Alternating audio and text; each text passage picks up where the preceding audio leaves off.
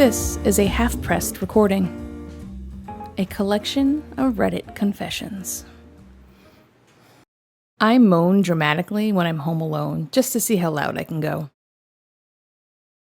I live alone, and sometimes when I'm bored, I just let out the most ridiculous moans I can think of. Like Oscar-worthy dramatic ones. Not sexual. Okay, maybe a little.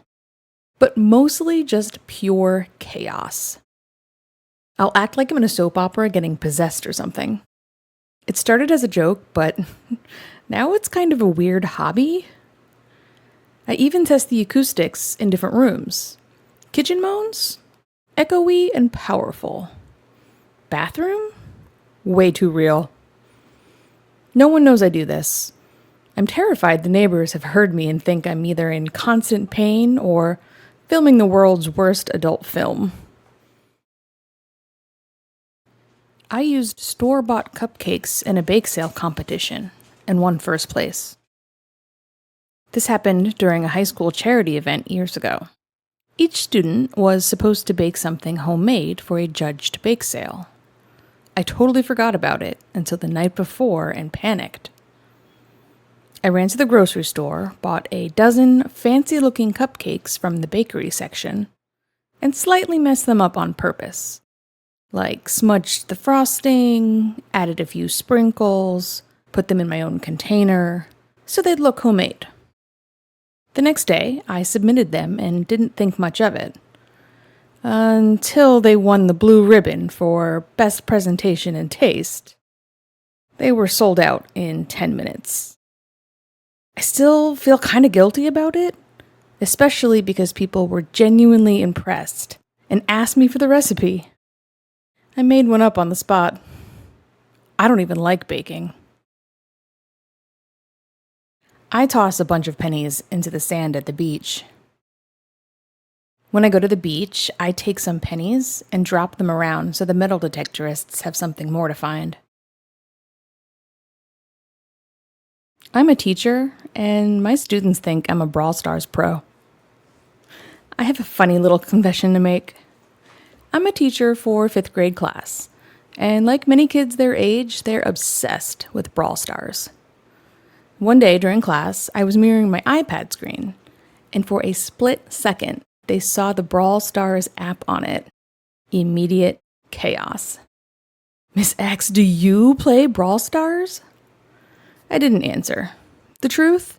I don't actually play it, but my boyfriend does. And he's been playing for years, way before the big hype. He's insanely good, has a super high rank, rare skins, tons of characters, the whole package. At some point I thought, wouldn't it be hilarious if I just pretended to play? So casually I went, yeah, I play sometimes. Their eyes lit up. Of course, they wanted to see my account. So I showed them my account.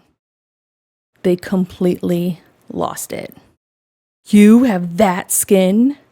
You're ranked this high? Can I add you?"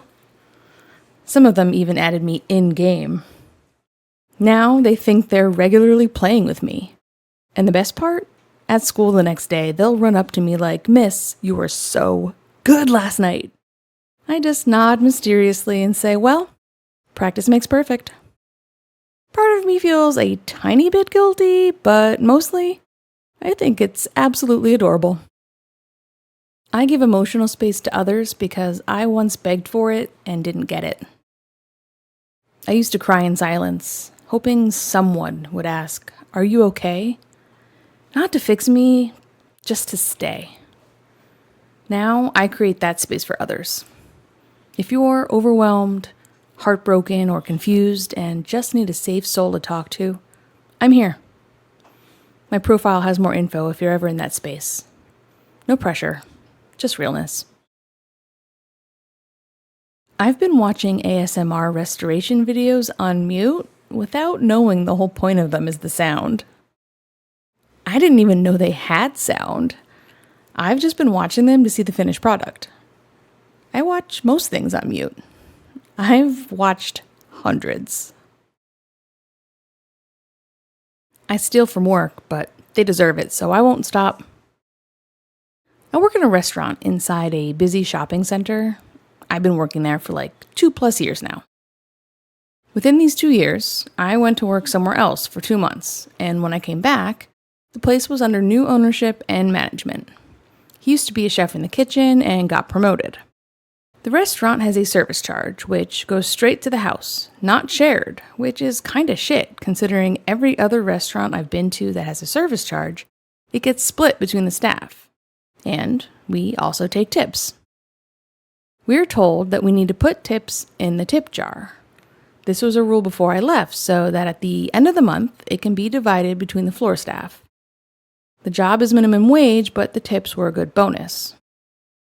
Ever since the change in management, I've seen the tip jar get full and get emptied weekly, but for months now, we haven't been getting our tips. I brought it up many times over the months, but nothing. So, I started pocketing my tips as soon as I noticed it wouldn't change. And occasionally, when we have someone pay in cash, I'd take their payment, remove the service charge myself after, and pocket that for myself too. I don't feel bad at all. If anything, I'm just taking my cut back. I'll continue to do this. I just thought I would get it off my chest somewhere. Thank you for reading. Edit. To clarify, the restaurant service charge is an optional service charge, so when I say I take the service charge for myself, I just remove it after the customer has paid. I wouldn't fuck with the company's books. This is like it never happened. Edit 2. So, I found out that me and another coworker are the only ones that don't get the tips shared because they know we don't give our tips. But the ones that do get tips shared between them say they rarely get it. And also, our wages are so wrong. In the UK, the minimum wage when you turn 21 goes up to like £11 something, but there are guys here 30 years old making like $7.50 an hour, all paid in cash. It is not fair at all. I'm 20, so my wage is fine, but when I turn 21, I now know I won't be getting an increase on my wages as stated in law. I'm going to look for a new legit job. So surprised a franchise does this. Smells like leverage to me. To try and get out of a ticket, I told the cops that I was in the movie Fried Green Tomatoes. The movie came out before I was born, so they weren't happy. I used to sign books at thrift stores to make people think they found signed copies. I used to do a lot of little pranks as a kid that I thought were relatively harmless, but funny. They were rarely pranks where I ever got to see the payoff, but it brought me joy to just think about it. One thing I did a number of times would be to take a pen with me when thrift shopping, and I'd sign 12 to 15 books out of the hundreds that they had. I have no idea if anything ever came of it or anyone was ever duped, but it gave me a chuckle every time I would do it. I used to steal my groceries and never once was caught. It's the worst thing I've done in my life, I think.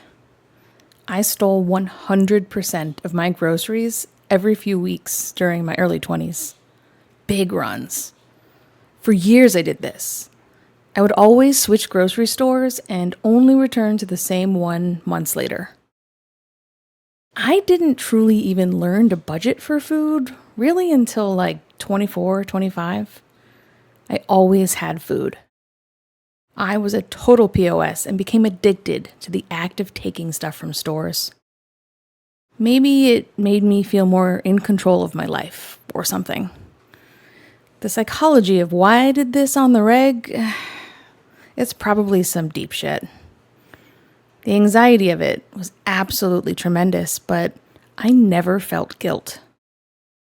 In my head, I remember feeling that we were living in a shitty, selfish society that places values where they shouldn't be, and that taking or harming that system could only be a good thing in the long run. But at the end of the day, I was a really good thief and a total POS with little life experience and a selfish attitude. I do see that. It took me years to see it. I actually work in the industry and I have nothing except respect for grocery stores. the logistics side of getting products to the public, let alone the producers of that food that have razor-sharp margins and dedicate their lives to what they produce for the world. Theft is never going to be good for any system, even with the amount of food waste we all produce. 1/4 of all food is wasted in the US. Anyways, I honestly think that maybe I'm a genuine narcissist, or at least used to be. I never felt any guilt over this particularly terrible habit that I developed until years after I finally truly stopped. I was in a really bad mental space during those years. I had no support system and very little income. I was a total shut-in that hated everything. I had no interests other than pointing out how shitty everything man-made is in this life. It's kind of textbook poverty, depression struggle, if I were to oversimplify it all. Anyways, I've never told a soul about it before this post. I think I just needed to say it to something, even just Reddit. Thanks, dudes. I let 15 strangers sleep in the house while my parents were away. Parents were on a small vacation, and I was home with my bestie. The doorbell rang around midnight, and 2 scouts, 1 boy and 1 girl, were standing there. Where I live, it's normal for scout patrols to be sent out for a couple days, and they have to find a place to sleep. They asked if they could sleep at home with the rest of them, and I said yes. They wanted to camp in the backyard, but it was raining a lot, so I told them to sleep in the attic, which is also my parents' room. The next morning, I had to go to uni, so I left my friend alone in the house with all these people and asked her to make sure they got out. They had cooked a huge barbecue the night before, and they left a ton of meat in the fridge, and cleaned everything. I have never told my parents about it. Weird anger coping mechanism, but it works. Don't judge. Not sure if this is normal or just me being borderline unhinged, but whenever I get furious, like blood boiling room on fire kind of furious, I don't yell. I don't throw things. I don't even argue or lash out. Instead, I go completely silent, close my eyes, and mentally give them the worst haircut of their lives. I'm talking patchy bald spots, random tufts sticking out, sides uneven, some limp strands hanging like they gave up halfway, like a toddler tried to cut their hair with a spoon during a blackout. And the best part? I visualize their reaction. Them staring into a mirror in horror, trying to comprehend what just happened on their head. By this point, I'm not even mad anymore. I'm literally giggling like a maniac, imagining their confused face in the mirror, trying to process it all. I laugh so hard that all the anger just disappears.